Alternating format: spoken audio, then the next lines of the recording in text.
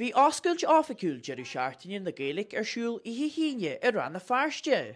Bhronú dúisina don chomórtas Áislanne agus scríomhíoireachta a bhí reachtal le cúpla seachtain bag an Nuacht na scéalta a éitiúil. Bhronú páirste na bliana an bellador idir chundaigh Washington Cruirí, agus ring scéal náisiúnta Oliver Plunkage léirúchain den drama Lór an Teanga Gaeilge.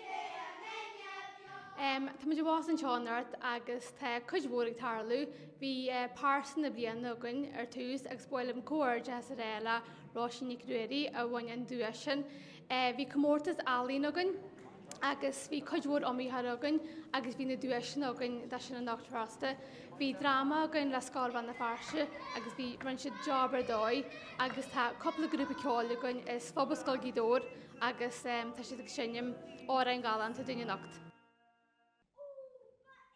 Bhain má léir mar soltas bhí sé inta mai agus bhí an drama inta mai.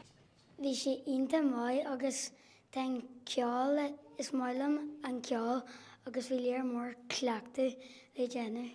Tá sé inta táhairta ana daoine ága sprágu leis an taine seáilóirt agus tá sé inta táhairta.